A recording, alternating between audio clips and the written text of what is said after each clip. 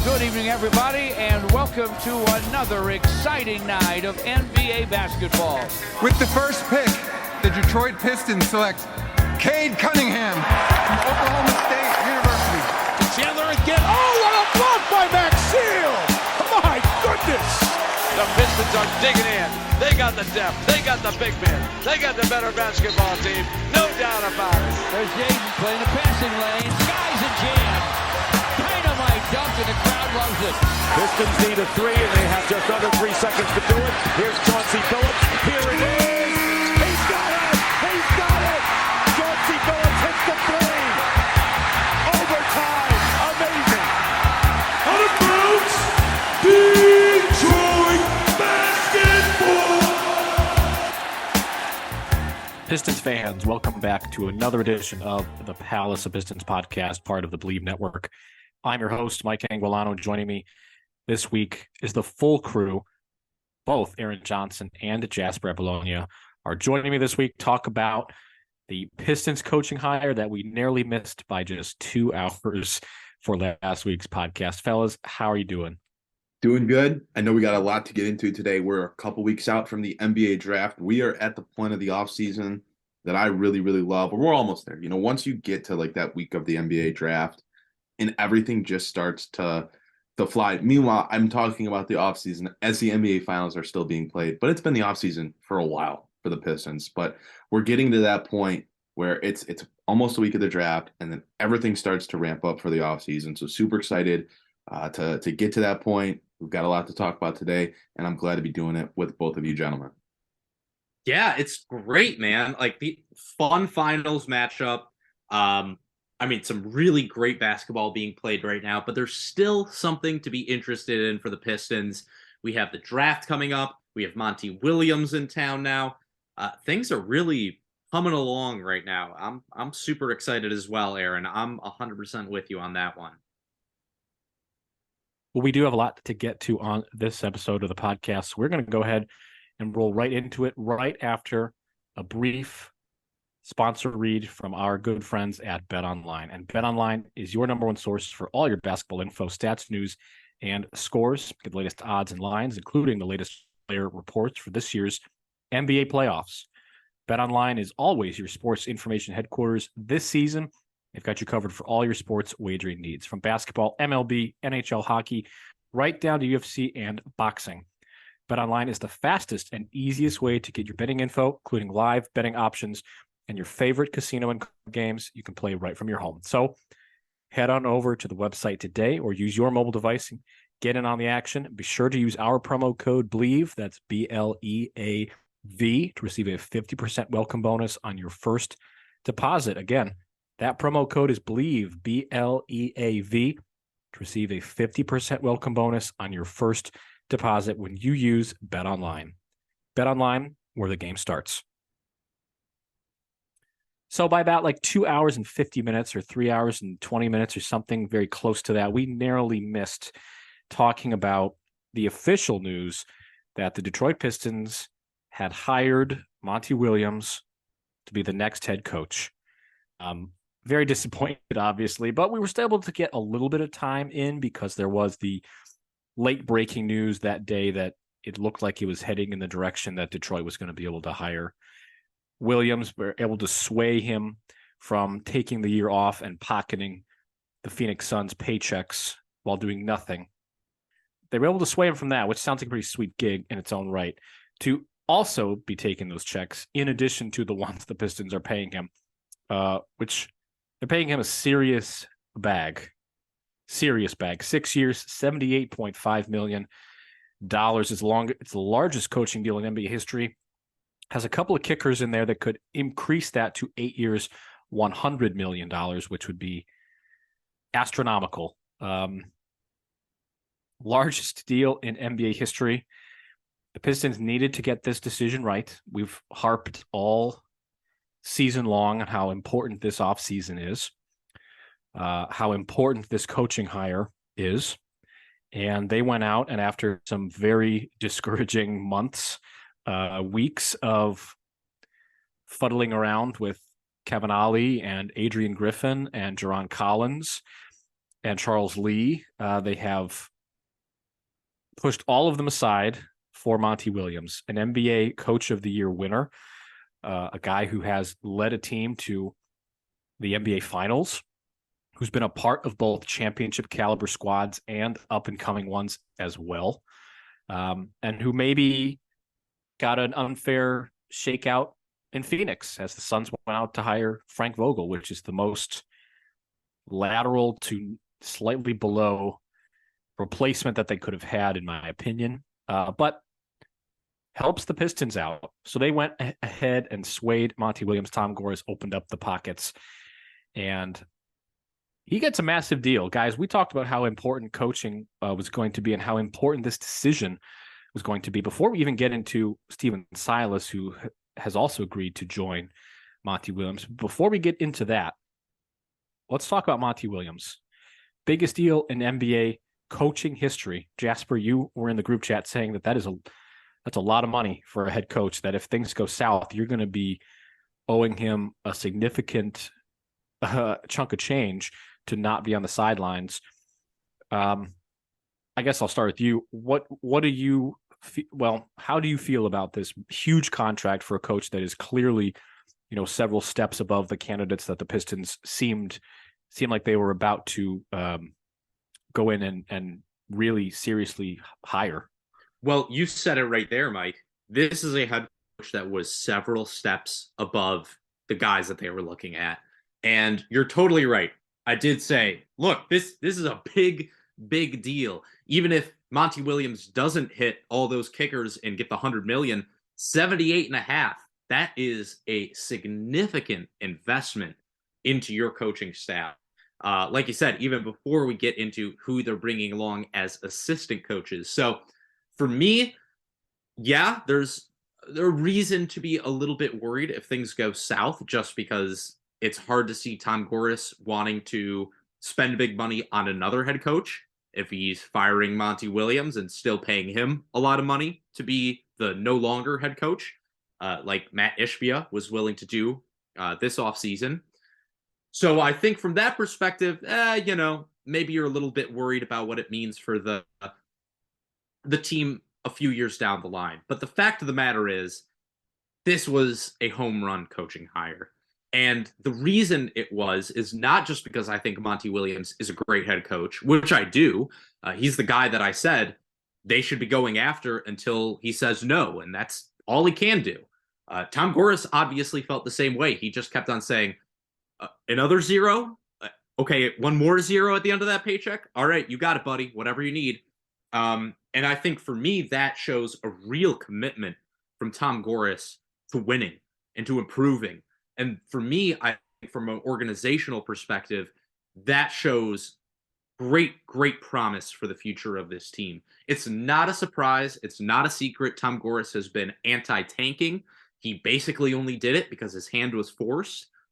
This is a guy who wants to win.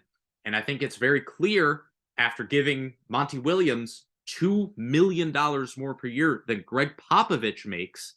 I don't know if you guys know Greg Popovich. He's done a couple things in the NBA over the last 27 years of his career. To me, this is just a home run hire.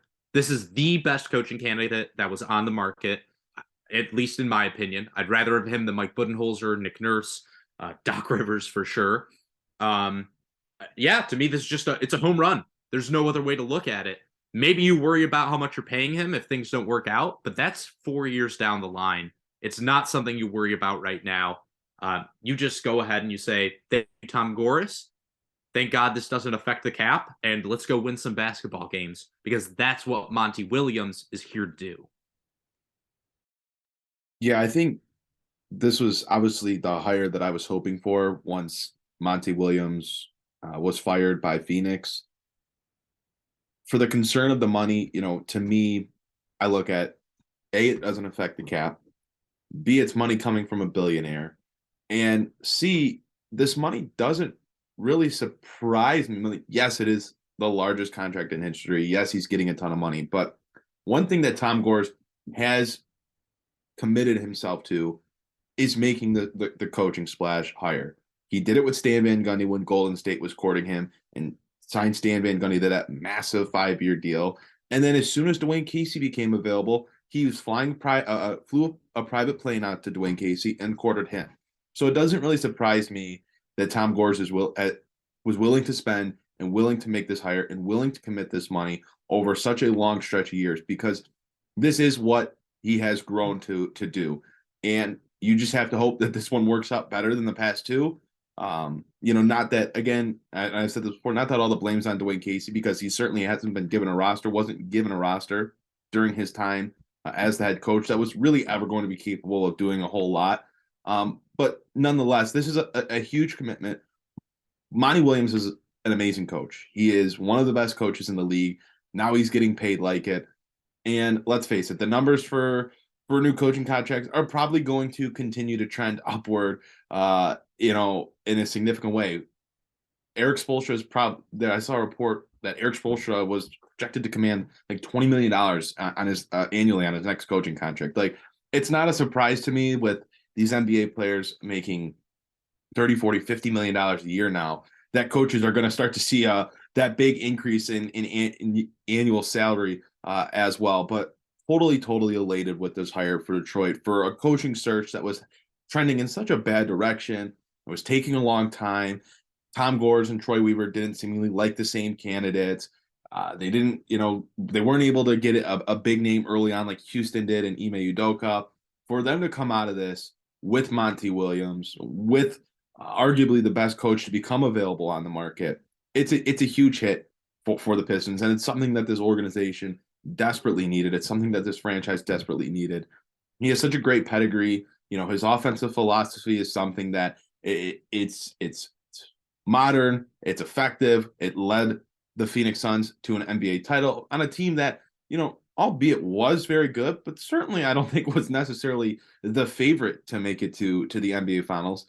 He's going to bring a lot to the table. I think it's a great hire from the standpoint of what he's going to bring to the table for guys like Cade Cunningham and Jaden Ivey, two young guards, that Monty Williams has worked with in the past, have obviously had great careers, and he's, instilled offenses that are predicated on starting with the guards, and that's what's going to be the bread and butter of this Detroit team for the next 10 years if Cade Cunningham and Jaden Ivey are the franchise pillars that they're being set up to be. So really happy with this hire. I think the Pistons are starting to move in the right direction as Williams builds out his staff. I think getting a guy like Steven Silas on his bench is a great addition, a guy that brings experience now as a head coach as well, but was a very well-respected assistant coach during his time on other head coaching staffs bench. So I think this was a great hire by Detroit. I don't necessarily care about the financial commitment because it's not my money and it doesn't count against the cap, so it doesn't limit Detroit in any way. And at the end of the day, if in 4 years Tom Gores has to eat $20 million, $30 million, do I really care about that? No, not really. No, I think for me, my only concern is Tom Gores willing to eat $20 million on head coaches? You know what I mean? That's the only concern I have when it comes to money. But I'm totally with you. The Steven Silas thing also is a big win, especially for the team with two young, talented guards that are going to be the fulcrum of your offense moving forward. Steven Silas is the ideal assistant coach for that. And Monty Williams is the ideal head coach to pair with an assistant coach like Steven Silas. That's one of those things in coaching staffs. It's great to bring on these big names, the guys that make you excited. But look, if the head coach doesn't integrate what the assistant is bringing to the table into their offense, into their defense, then it doesn't really matter. Well, Monty Williams, his entire philosophy fits exactly with what Steven Silas brings as an offensive mind. So for me, I just think it even goes more so than that. It's great, amazing to bring in Monty Williams. I think bringing in Steven Silas just doubly proves how committed Tom Gores is to building this coaching staff. And look, we've talked about it damn near since the beginning of last season. The Pistons have to nail all four aspects of this offseason. They needed to nail their coaching search, needed to nail the draft, free agency, and trades. Well, they're 1 for 4 so far. And the draft is coming up in 2 weeks. So we're really rapidly going to be able to see just how serious this front office, just how serious ownership is about taking that leap. Mike, you said it earlier. Monty Williams is no stranger to turnarounds. The year before he came in Phoenix, that team finished 19-63. His first year there, they finished 34-39. So this is not something that he's not used to. This is something that you absolutely can depend on him for. And look, with a potentially 8-year deal with all that money invested, he's not just the guy who's there to turn around the team. He's there to turn it around and also get you to be competitive, like a team that is looking at a playoff spot year in, year out. That's why he's here. And you know, knock on wood, you don't have to have Troy Weaver make another coaching hire if everything goes the way that it should. One last thing that I wanted to mention on this, and I think this is a good point. This hire, to me, and the commitment that Tom Gores and Troy Weaver made to Monty Williams signifies to me that this team, this organization, really does want to get out of the mud now, because you don't commit up to $100 million to a coach and then bring out a team like they did last year that was so flawed fundamentally. It was built flawed and never was repaired throughout the season. To me, this signifies that there's a serious desire to start putting together a winning team. And there's a lot of work that needs to be done if they're going to do that. But this type of hire and the commitment that they made tells me that they're serious about it. Because if they went out and hired Jerron Collins, you know, and paid him a quarter of what Monty Williams got, like, that's still a commitment. But $100 million, $78.5 million, those are big, big numbers. And you're not paying that to a coach unless you're serious about trying to take the leap. And, you know, the Pistons, we've talked about it. I firmly believe that they have some great players, some great young pieces in Cade Cunningham, Jaden Ivey, and Jalen Duren. But there's a lot of roster that has to be built out. They still need a forward. They need depth pieces.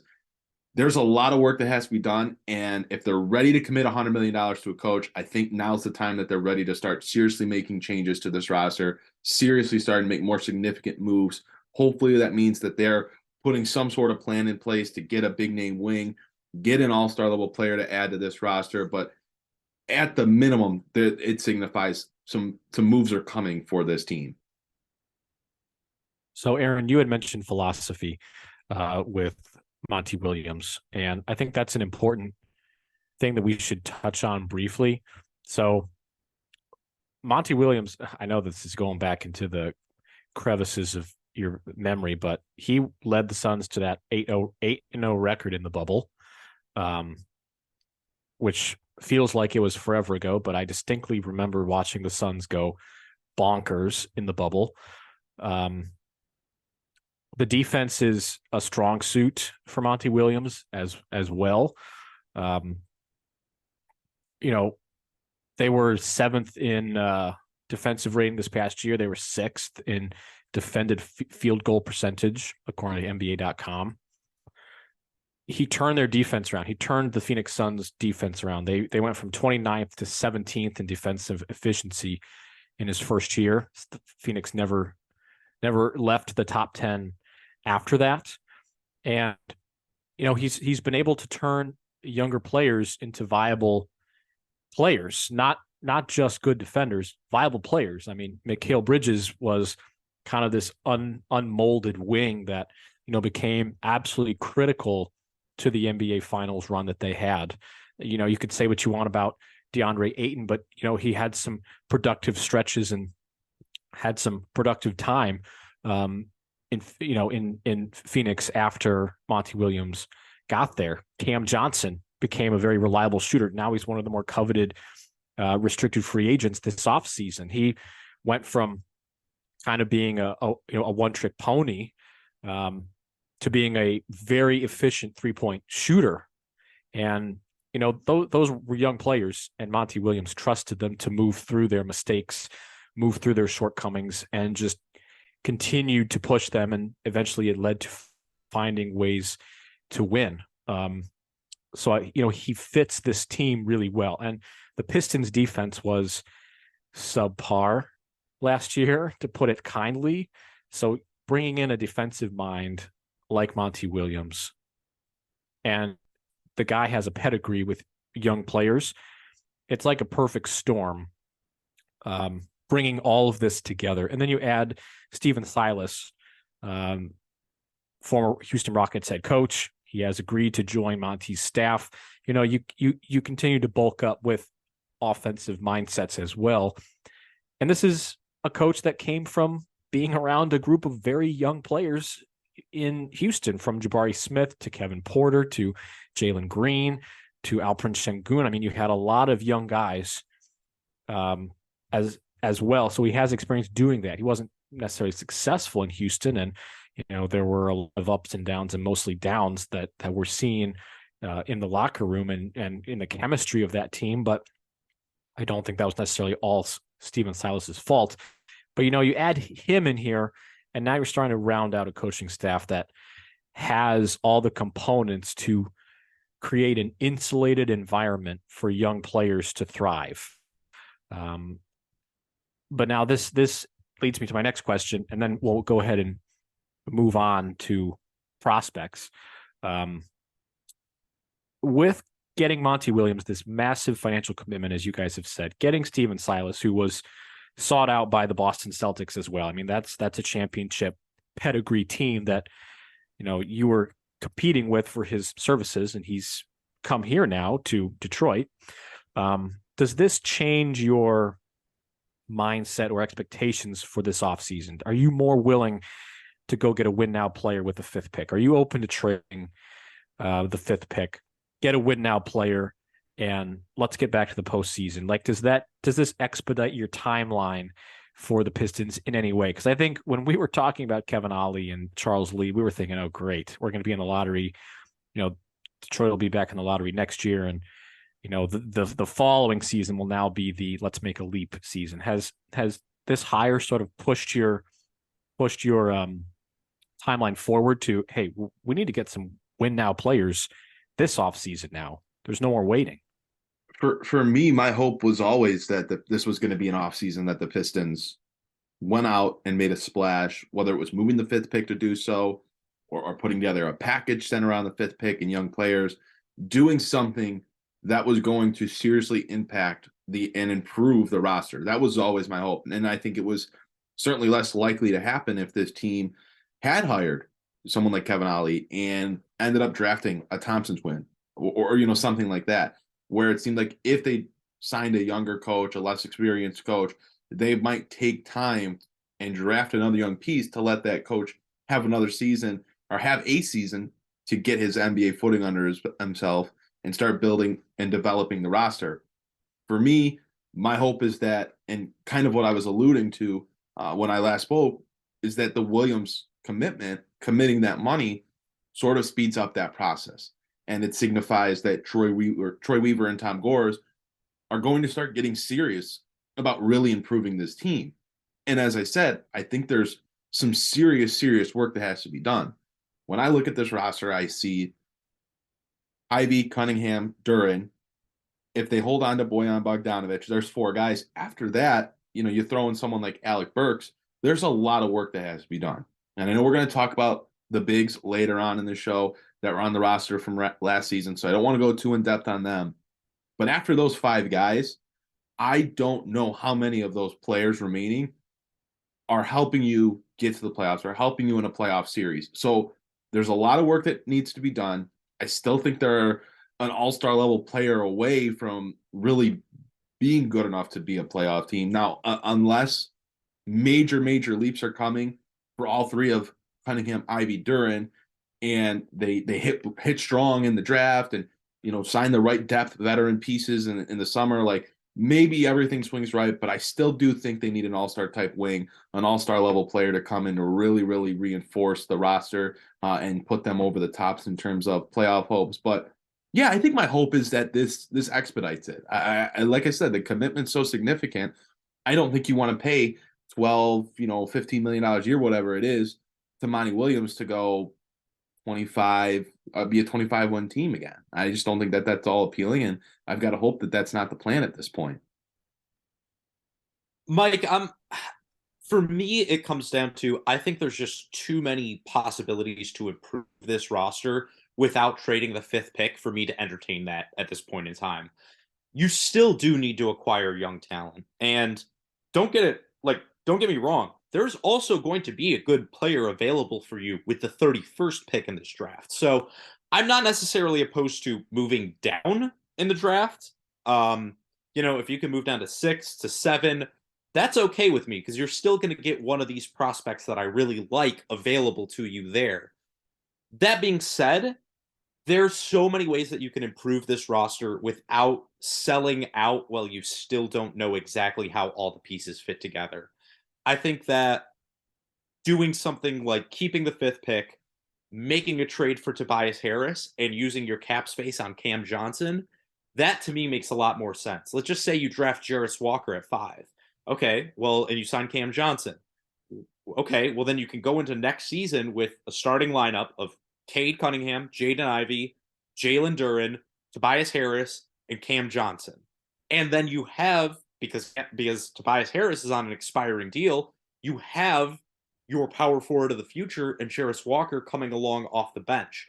For me, that makes a lot more sense. Get some depth signings, figure out how you can improve your roster internally, see where you're at, and then next season you start to invest draft picks in, all-star level players, guys that you think that can take you over the top from being a team that's contending for the play-in to a team that's contending for the division, even in a division that has teams like the Milwaukee Bucks and the Cleveland Cavaliers. So, yes, I'm fully in on committing to this roster and making significant improvements, especially to the starting lineup, but I don't think that it should come at the cost of the 5th pick. Obviously, if Denver comes to you the day after winning the title and says, "Oh, that was fun. Hey, you guys want Nikola Jokic for the 5th pick?" I'm taking that. But realistically speaking, I think that there are better options available to the Pistons this offseason than moving on from a top 5 pick. Okay. I mean, I agree. I think you should probably hold on to 5. Everybody has a value, including draft picks. So, yeah, if someone's come knocking with an NBA-ready player and another first, and they want 5 that badly, obviously you would go ahead and make that trade, or trade away the 5th pick if it's right. But yeah, I think we're sort of in agreement that we're expecting more movement, more meaningful movement this offseason as opposed to last offseason, with the expectation that you're going to be competing for a play-in spot. And I think with Monty Williams being brought on board and with Steven Silas being brought on board, you're going to be hoping for a lot more than, like what Aaron said, 25 wins, which would be a pretty big jump still. Yeah, I mean, you have, Bojan Bogdanovic, you have expiring contracts, you have $30 million in cap space. I just don't think that I just think there's better options available to you than to trade number 5. Like, really, what is the 5th pick in this draft going to get you? I think that's the bigger question. Would that even get you OG Anunoby from the Raptors? No. They were asking for 3 firsts. Right. So, like, if you are trading the 5th pick it's got to be for an all-star level player, and that's going to include multiple other picks as well. I just don't think the roster is solidified enough. And also, if you make that trade, you're also going to have to be taking on that player's cap, their contract, which is going to eat into your cap space, regardless of what you're sending back. So for me, no, I still think flexibility and the things that they have around them are more valuable than consolidating before you've even won 25 games with this roster. Right. Yeah. A consolidation move, I don't think we're at that point yet. But hopefully get there soon, because that means you're on the cusp of winning. And speaking of some of these prospects Detroit can get at 5. We are 2 weeks from the draft, which is pretty crazy to think about, that the NBA Finals are going to be over over in 2 weeks. Pretty wild. But James Edwards III of The Athletic has reported that the Pistons are honing in, to use some of Woj's terms when he spoils 3 picks in advance on Twitter.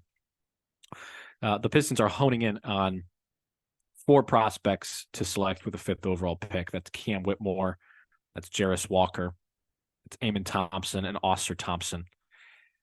A Thompson twin being available no matter what at 5, and plus Walker and Whitmore, who are a little more divisive on Pistons Twitter in terms of how they fit and how they are going to mesh with the rest of the very young roster. We have some excellent previews for some of these prospects. In fact, one of them is already out. Amon Thompson's is already out by the legendary Tim Forkin. So definitely go over to palacepistons.com and check that out. We're going to have several others on the way, including Jasper, one of you from Jarris Walker. So Jasper, I guess I'll start with you, since you've been looking at some of these prospects and evaluating them.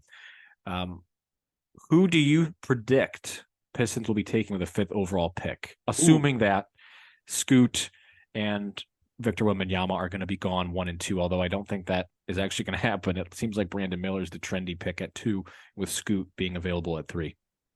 Brilliant organization, those Charlotte Hornets. There's a reason they've won as many titles as they have. Anyway, yeah, I think for me, man, it's different. Who do I predict versus who do I want? Spoiler alert, the guy I wrote an article on is Jarris Walker, and I've become a much bigger believer in his game after really going a little bit more in depth. I'm still not that crazy about Cam Whitmore. I see the appeal, but he's the type of player that I'm fine with missing on. If I'm wrong on him, I'm wrong on him. I can live with that. Prediction-wise, I think the way that it's going to work out, I think Miller, Henderson, and Wembanyama obviously go top 3. I think Amon Thompson goes 4. And that's a real shame, because if he was available at 5, that is the guy I'd want them to take, and it's the guy I think that they would take. That being said, if he's gone, I think Jarris Walker has to be the pick there. He just fits exactly what they're looking for from a complementary player. You have somebody in Jalen Duren who's your center of the future. You have your guards of the future. If you have somebody like Jarris Walker, he is one of those. I don't want to say he's Draymond comparable, because they have such different games. And if he ever becomes half the passer Draymond Green, then he's one of the best passing bigs in NBA history right there. That being said, he is the type of connective player that makes good teams hum.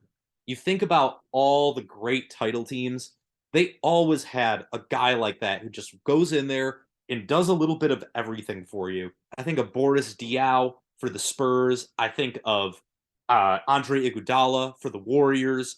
Those are the type of players that take you over the top for being a really good team to being a championship contending team. And Jarris Walker fits the mold for me. He's a really good athlete. He is super skilled in terms of his footwork, his dribbling ability. And honestly, if you start to look at some of his high school tape, you can really see a lot of that Jalen Duren, big passing ability. Man, that's tantalizing. If you could put together 4 really good positional passers in your starting lineup and have 2 ball dominant guards, 2 bigs that can score but don't demand the ball to be effective, that can score inside and in the mid-range. The thing for Jarris Walker is, you have to buy into that 3-point shot. He's got to develop into a shooter. But other than that, there's really not too much to be afraid of. We talked about the size, but he's really big. And if you're playing him at power forward, I think that that's something you can live with. Maybe he transitions to a big small forward role as well. I think could have the athleticism and the quickness to do it. So my prediction for the 5th overall pick is going to be Jarris Walker. He's also the guy, again, if Amon Thompson is off the board, that I'd like with that pick. I think when you look at the Pistons roster and where they are, and especially if you can do this offseason that I think would be ideal for Detroit, which is to sign Cam Johnson in free agency and acquire Tobias Harris in a trade. I think that you're setting your timeline up really, really well there, not just for your veterans so that you can win now, but also for your young guys so that you can bring them along in a responsible way, but also so that they can develop strongly and start winning at a young age, because those habits are so crucial. Aaron, how do you feel about Walker at 5, or is there another player at 5 that you're hoping that the Pistons target? I guess it should be more of who you predict they're going to draft, which means you're also giving an assumption of who Houston's going to pick at number 4, which has been a little all over the place. I've seen some people mock Cam Whitmore there and say that that's going to be the pick. You've seen a Thompson twin there. They're also a team that is looking to move out of 4 to acquire a more win now player, assuming that they're also going to get James Harden and are going to be vying for the play-in as well. So a little bit tricky to see what Houston is going to do. Assuming that they're going to make a pick, I think is probably the easiest way. So, Aaron, who do you predict that the Pistons are going to be drafting out of those 4 that the Athletic reports interest the Pistons the most? I will predict that they draft Cam Whitmore. I don't dislike Whitmore at all. I think he has some very intriguing skills. Obviously, the knock on him is his decision-making, his lack of ability to, pass, which goes against what Jasper was just talking about with someone like Jarris Walker. But I do think Whitmore has a lot of upside. And something that I talked about last year when the Pistons were drafting was that I was hoping that they would draft for big, highest upside, take a swing on a guy like Jaden Ivey, who was maybe a bit of a quote-unquote riskier pick than someone like Keegan Murray would have been. But Ivey's upside was just so significant. And I feel like Whitmore kind of fits that billing this year as that prospect who maybe is a little bit more risky because he doesn't have a ton of the fits any type of team skills, but the talent is there with this kid. And I think he's a guy that would work in Detroit. He's not the biggest, which is something that I'm looking for the Pistons to add this offseason, trying to figure out how they do it in the draft and still struggling with the, perfect scenario unless they do take Jarris Walker. But I like Whitmore. I see him being a guy that Detroit likes. I know that there's a lot of intrigue around the Thompson twins.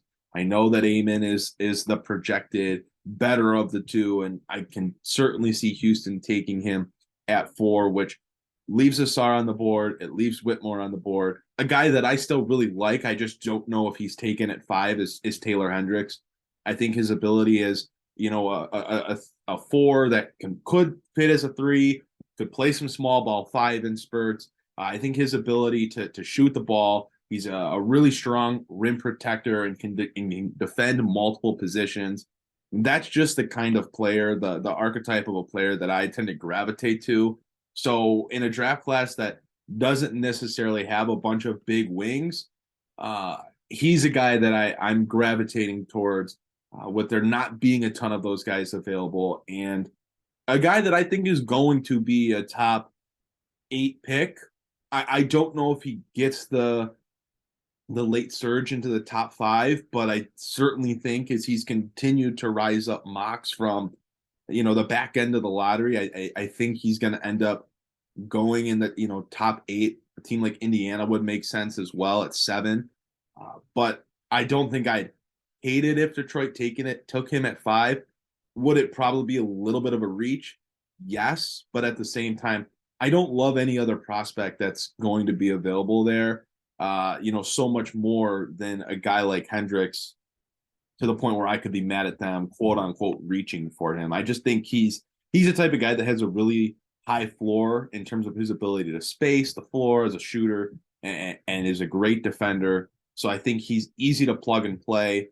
And if you're a team like the Pistons trying to take a leap, trying to make the playoffs, that's a guy that you could expect to come in day one, maybe not start for you, but come off the bench and provide decent minutes for you as he continues to grow and develop. But I don't. That's the thing with this draft class. Outside of those the top two guys in my mind, Victor obviously, and then Scoot Henderson.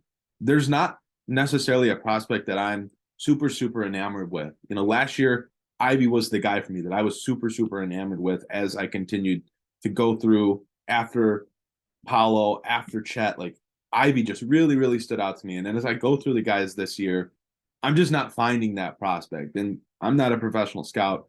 I watch college basketball, but I certainly don't watch it as much as I watch the NBA. So I'm not the perfect guy. I'm not the liaison for this kind of stuff. So I don't have all the right answers. But you know, I think there's a good mix of guys that Detroit could pick from. Whereas last year, I think it really came down to it was going to be Jaden Ivey or Keegan Murray. And now this year, I'm thinking, well, I see the case for Cam Whitmore. I see the case for Jarris Walker. I like Taylor Hendricks.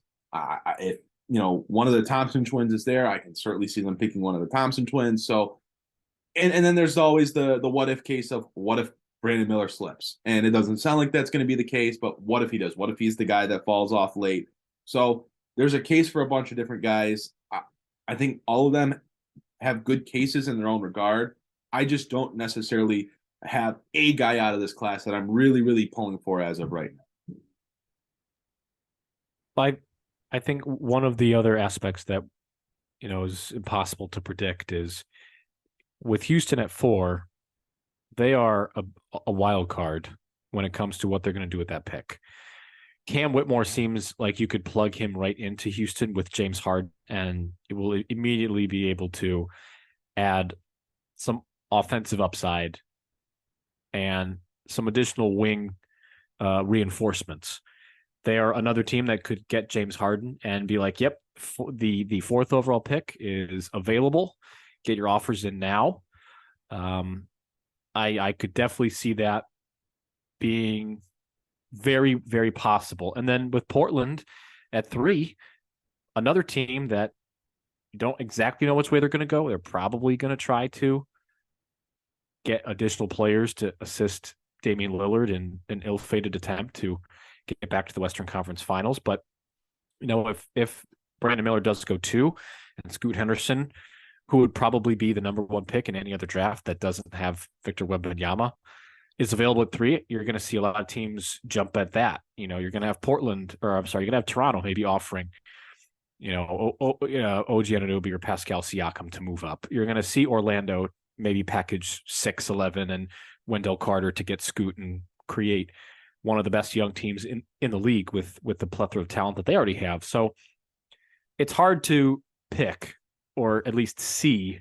what's going to happen directly in front of you if you're the Detroit Pistons. So let's just say that Cam Whitmore goes 4. Who are you guys taking at 5? I said it. I'm going with Amen Thompson. I still am a believer that you have to go with highest upside with this pick. I think he's the highest upside guy. You know, I'm totally in agreement with you, Aaron, when it comes to the prospects in this general range. I really am of the belief, like, I don't believe that Brandon Miller is in his own tier above the rest of these guys. Like, I really do think 3 through 8, it's kind of a crapshoot there. And that is tough to parse. But if I have to go with somebody there, I have to go with the highest upside guy. There's so much talent in the NBA these days. You know, you have to play money ball a little bit. It's not about OBP. It's about finding the inefficiencies. And I think as of right now, there's so many great athletes in the NBA. There's so many good shooters.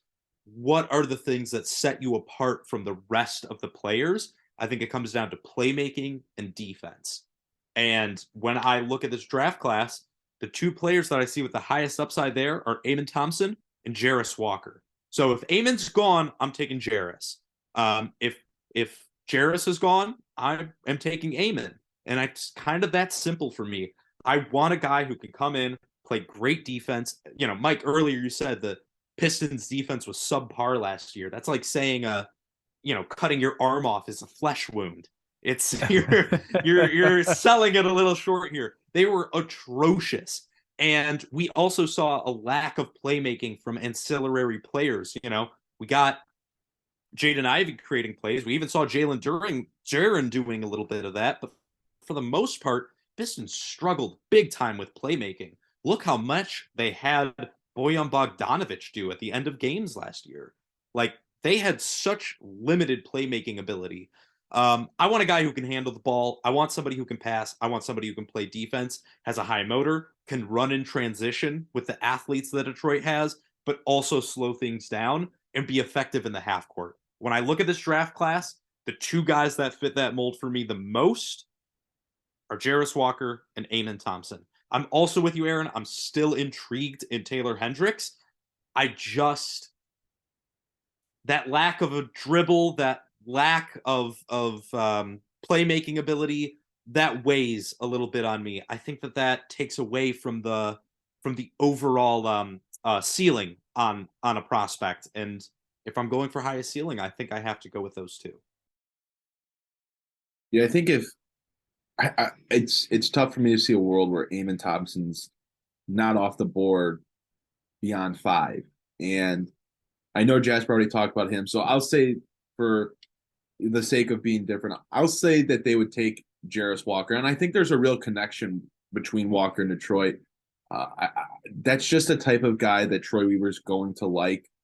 He kind of fits the mold of some of the past guys in previous drafts that the Pistons have seemingly been linked to. I know there was some video footage of Walker talking about Cade Cunningham as well.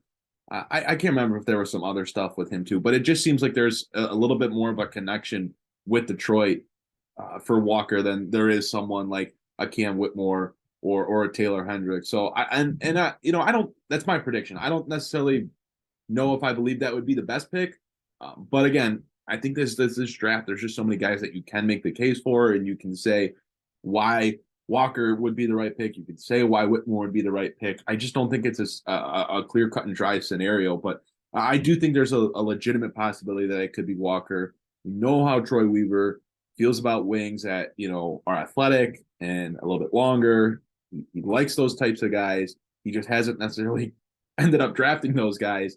But I could certainly see him being the pick for the Pistons at 5. I just don't know if that's the case if Amen Thompson's still available, because it just seems like he's being talked about like he could be a top 3 pick just as much as any other prospect could. So I think that it comes down to those two, and then you're still trying to find a way if you're Cam Whitmore to sneak into the top 5 or Taylor Hendricks or somebody else. But I think it would be Thompson or Walker as of now if I'm making that prediction. But again, if Whitmore is available and he's not taken at 4 by Houston, I could also see Detroit taking him. So I come back to the it could be any of them. Point of it could literally be anyone. I mean, hey, what the hell? Just draft Anthony Black at this point. It could be anyone. It's a crapshoot.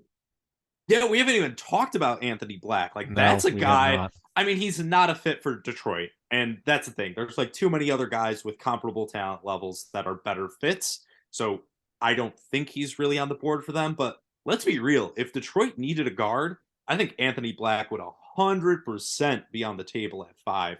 That's a good prospect right there. And like I said, I really do think 3 through 8, 3 through 9, there's really not much separating them. It's a hard pick. It's going to be a really tough pick for Troy Weaver to make because he has to nail it. And there is a lot of good, not amazing, but good options to him there. So I don't envy him, honestly, with this pick. I really don't. And, if they can move back 1 or 2 spots, if they could move back to 6 with Orlando, if they could move back to 7 with Indiana, because those teams are afraid that they're going to lose their guy, I'm totally fine with taking your second choice there. Taking whoever is left, whether it's Taylor Hendricks, or it is Jarris Walker, or it's Cam Whitmore, or Asar Thompson, whatever it may be. I'd be cool with that if you can also pick up additional assets on top of it. I will say this. I know we're not talking about, the 31st pick, the second round pick on today's show, but talking about Anthony Black and talking about point guards, I am certainly open to the Pistons taking a point guard with that second round pick. And obviously Black's not going to be there.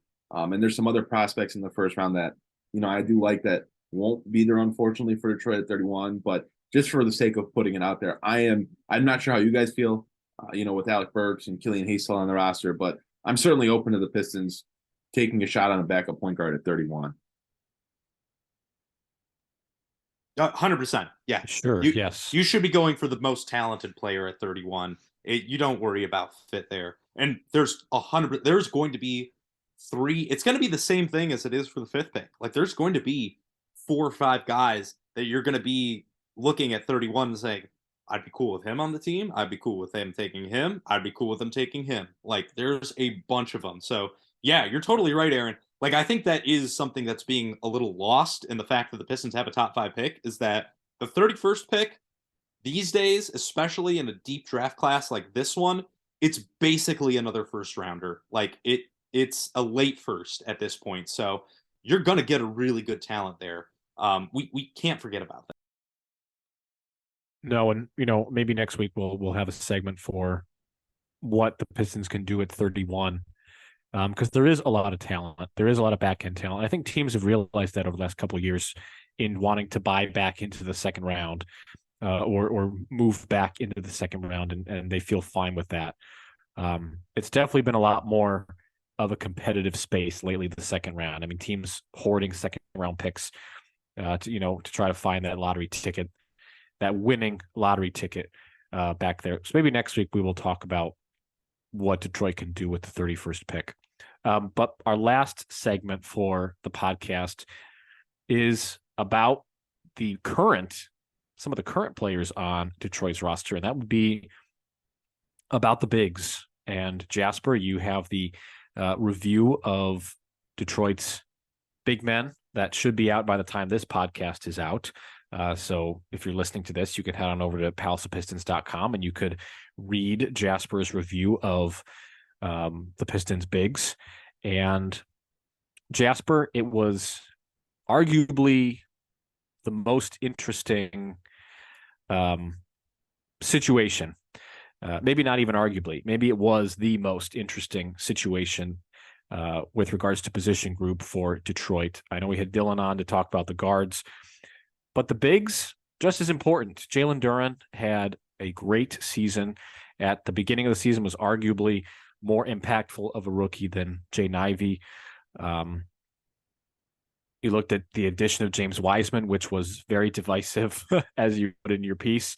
We talked about James Wiseman plenty and got plenty of hate for being a little bit lukewarm / low / whatever Aaron was, which was very low on the move.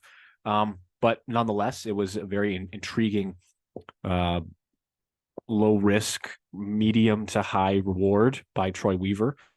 Isaiah Stewart had an up and down season. He ended it, unfortunately, injured. And then Marvin Bagley III, who has been a questionable addition by Detroit as well. And then they gave him a 3-year, $39 million deal last offseason. So, and then we could talk about Nerlens Noel as well, but he was bought out and ended up signing with Brooklyn. Yeah. He was a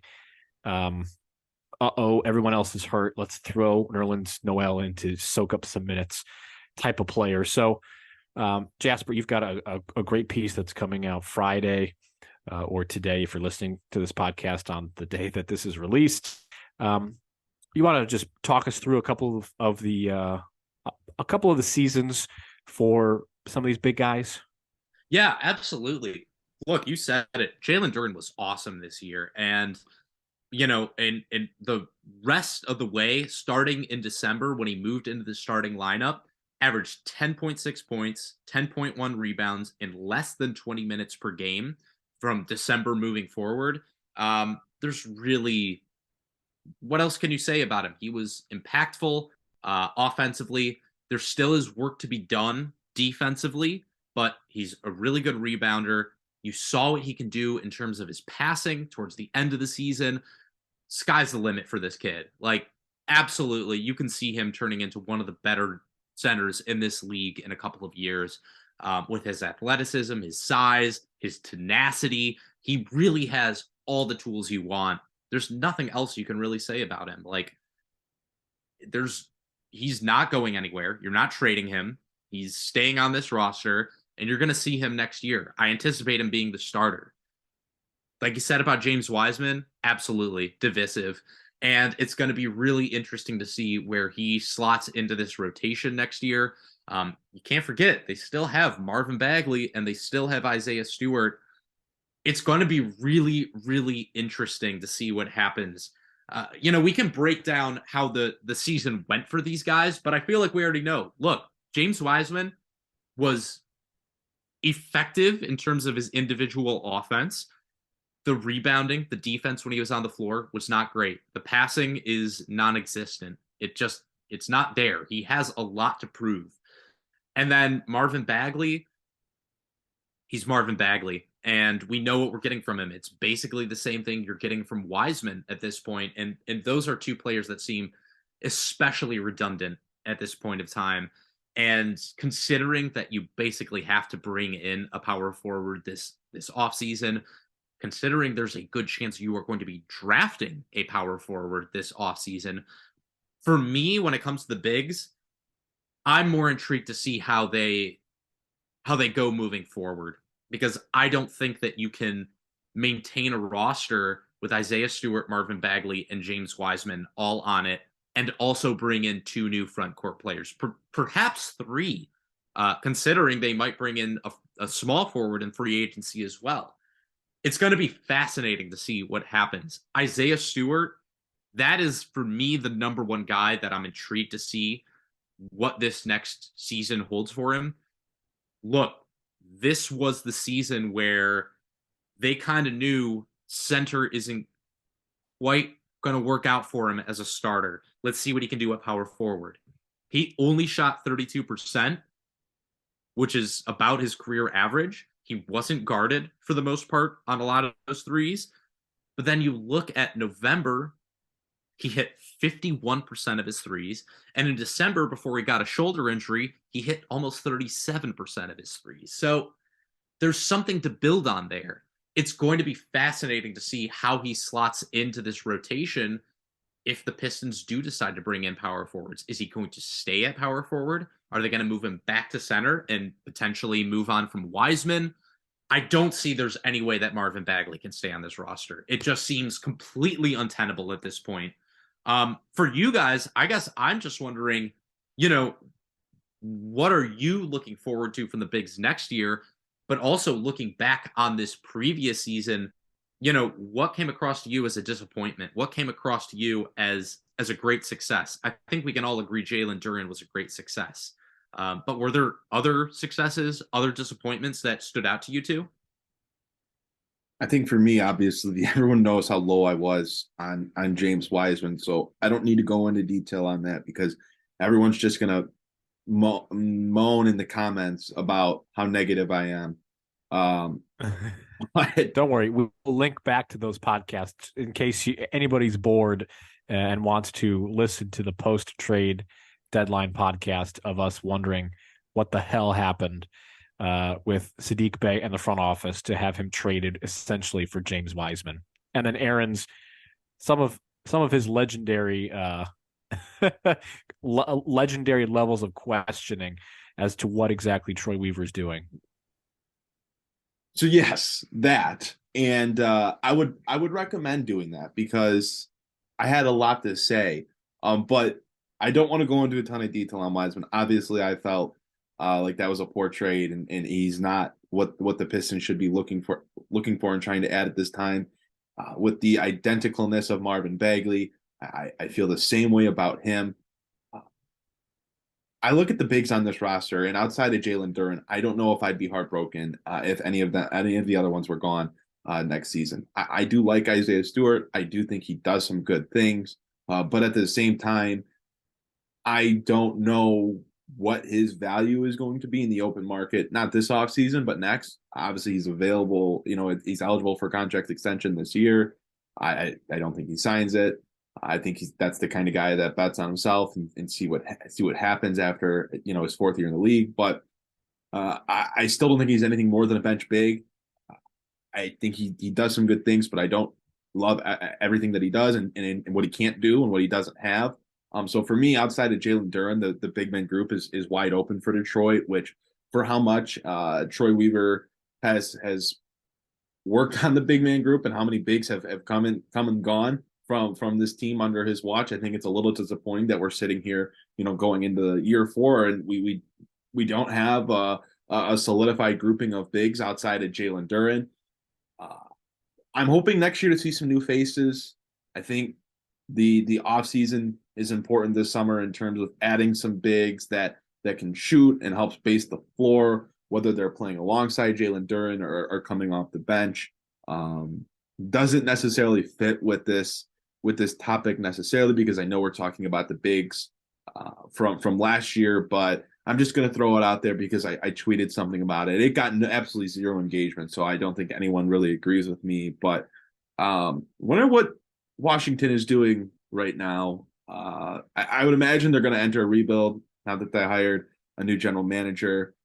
It sounds like they're going to trend in that direction, and they're just kind of talking about, oh, we're going to leave all our doors open and we're going to talk to our players and we'll go from there. But it does sound like they're going to start a rebuild. And for as much as people talk about Kyle Kuzma as the forward from the Wizards that they could see the Pistons getting, I would be a little open to a potential Kristaps Porzingis trade. But that's another topic for another time. Oh. You lobbed a softball. God. What? Wouldn't that be a sign and trade? Isn't he a free agent? He has a player option for okay. $36 million. He has to decide on it by, I think, June 21st or June 23rd. Just wanted to throw that out there since we're talking about the bigs. It's not related, and we don't have to go into any further detail. Just the point of, I don't love the bigs on this roster outside of Jalen Duren. I wasn't happy with the production out of any of them last year. I know Isaiah Stewart missed a ton of time, so we didn't get the full scope of what he can do, but I don't think he was having a great season overall anyway. But super excited that Jasper has the big piece out. It's out at 11 a.m. on Friday, so if you're listening before this, if you're listening on Friday morning, you're a sicko. We love you for listening as soon as we dropped it, because this comes out at like 7 a.m. No. You're not a sicko. You're a great person. We love you. No, you are a sicko. You are a sicko. You're a freak, and we love you for it. You sick SOBs. And DOBs. I want to, or TOBs. Sure. Conclusion. Yeah. Anyway, no, I will say, Aaron, I think actually though you're like kind of hitting on a big thing, which is when you're looking at this big position for last season, all you can really think about is next season. That really is what it comes down to, because it's so untenable the way that this position has worked out so far for Detroit. You just can't have James Wiseman and Marvin Bagley both on the same team. You need to figure out what you're doing with Isaiah Stewart. And you also, just looking back at these, you need more. You need a legit power forward. And in order to do that, you're probably going to have to clear some space. So I think the thing really, when it comes down to looking back at the season for Detroit's bigs, it's really more about evaluating who should be on the team next season, more so than it is, hey, this guy did this guy did that. I think pretty much the whole fan base is in lockstep on most of these guys. It really comes down to, I'm sorry? Not James Wiseman. Maybe not James Wiseman. Fair enough. Maybe not James Wiseman. But I also don't anticipate James Wiseman being moved. And so then it really comes down to, like, What are you doing with Isaiah Stewart and Marvin Bagley? And how do you feel about them staying on the team? What is their ideal role? Because they both are kind of stuck between power forward and center. And now you might be bringing in a player who's maybe more a small forward, power forward, but like if it's Taylor Hendricks, that dude's playing power forward day one. Jarosh Walker, I would be shocked if he's playing small forward, like when he first comes into the league. He needs a lot of work in his skills. I think and his 3-point shooting, especially. I think he's a guy that you kind of have to play at the 4. So if you're bringing one of those guys in, you're also signing a wing player.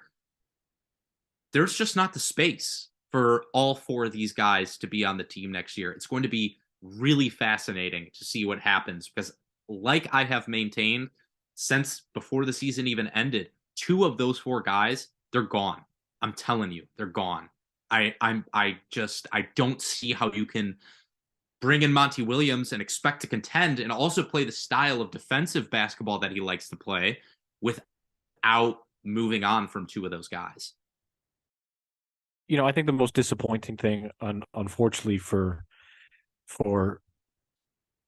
the front office and for us as having sort of a stake in the growth of some of these players, that unfortunately Isaiah Stewart's shoulder injury really derailed what could have been a really important evaluation period, because post shoulder injury, his shooting numbers cratered. And we talked many times throughout the season that this was an evaluation year. You guys see what you are going to stick with. Killian Hayes wanted to evaluate, see what sticks. Saddiq Bey, before he was traded, you wanted to see, are you going to be offering him a contract extension? And Isaiah Stewart's in the same boat. And the shooting numbers for the month of November, obviously, and then the month of December are very positive. And then he sort of just kind of hit a wall after that injury.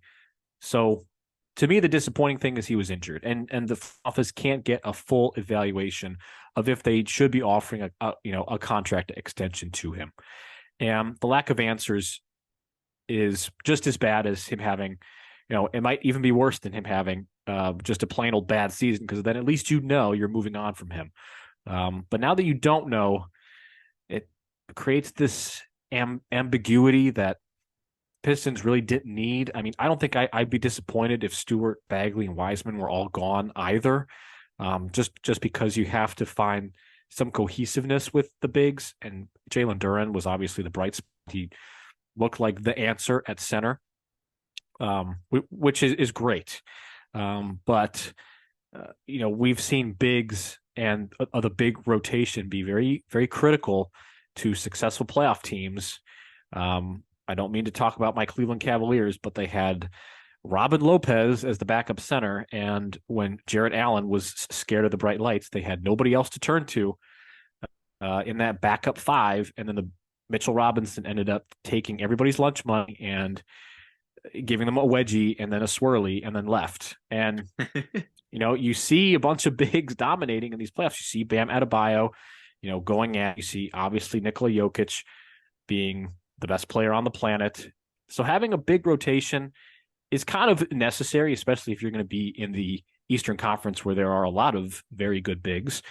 And there was just not enough shown outside of Duren to make me really excited about anything.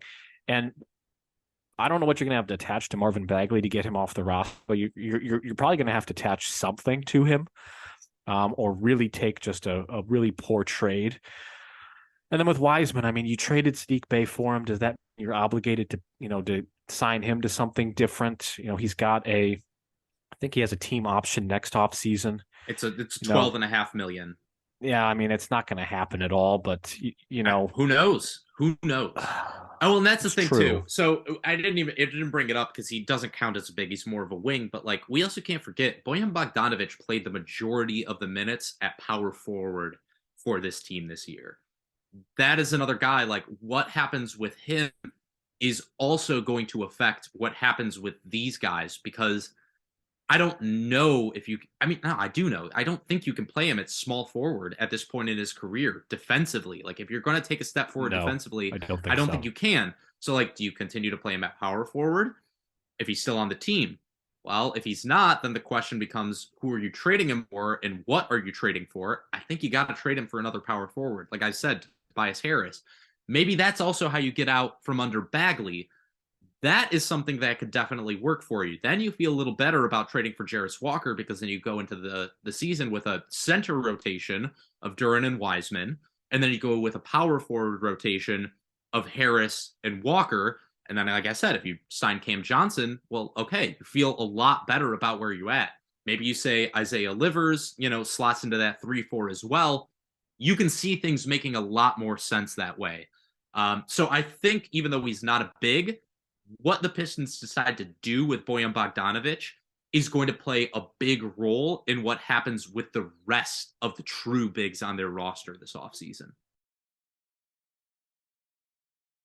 Yeah, the Bogdanovich thing will be very interesting because, if you do need to attach Bagley, if that is the way to get rid of Marvin Bagley, then so be it, I think. You need to be able to have that flexibility, and we all knew that signing was not a good signing when it happened, and much similar to the Wiseman move, we sort of all thought, yeah, there's no way that Wiseman and Bagley can play together at all. Why did you do this, Troy Weaver? Why? And now we just kind of have to figure out how to undo those mistakes and those overlapping skill sets and inefficiencies. So, but Jasper, the Biggs article review is very good. I certainly encourage all of our listeners to check out palacepistons.com to read that. It'll be out Friday, probably when you are listening to this podcast, unless you are, as Aaron said, a sicko. So, right, unless you're an absolute sicko, aka our best friends. In the words of Scott Steiner, Big Papa Pump, shout out to all my freaks out there. Okay, I know there are some people, go ahead. Right away. And I get it. I mean, we drop it like 7 a.m. So some people are, turning it on the way to work. Like, I love you. God bless your soul for doing that. Like, that's amazing. But the big preview is going to come out at 11, one way or the other. So still go and read it because, Jasper put a lot of effort into that. And it's super refreshing to have numerous people writing content again for the website. Not something that we are always actively doing, but doing it right now, it is incredible. I'm writing a draft preview. The draft previews have already started releasing on the website. We got the Bigs preview out. The Guards preview dropped last week. So it's so refreshing to have everyone writing again. And it tells me that it's that time of the year where there's some optimism around the Pistons, because once you get into the season and they've got 4 wins in 2022 and they're going into January and the season's over, you don't really feel like writing about the team. But that season of hope, it tends to creep up on us, and now everyone's writing, and it's really refreshing, and we're writing some great stuff, and we appreciate everyone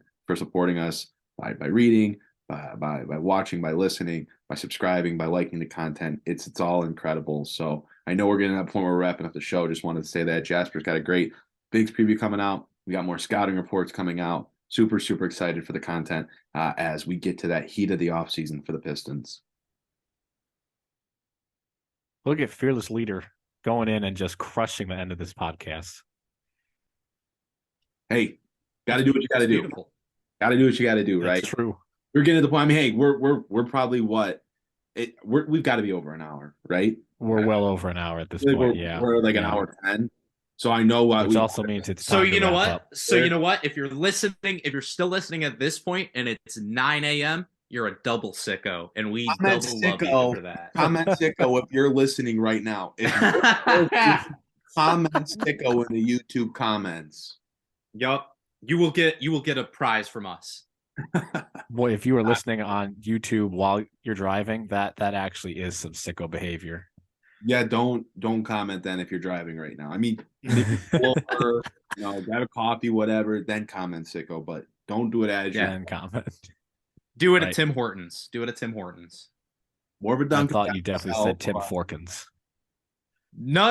Okay, this is going to turn into a 2-hour podcast if we get into Duncan versus Tim Hortons. Duncan sucks. Tim Hortons all the way.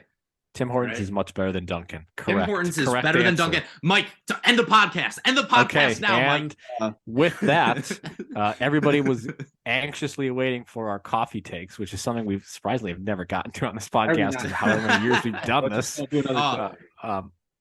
Let me guess. Aaron likes his mocha frappa kappa dappa. I don't give a damn. Give me a black coffee. That's right. What real men drink. I'm an Italian man. A hot black coffee. If I'm gonna do an iced coffee, give me an iced coffee, a little cream, a little vanilla. I'm not a coffee. Oh yeah. Let's keep it simple here. That's right. Aaron is also the one that goes to bed at 9:00 at night. So I'm shocked. That's actually surprising.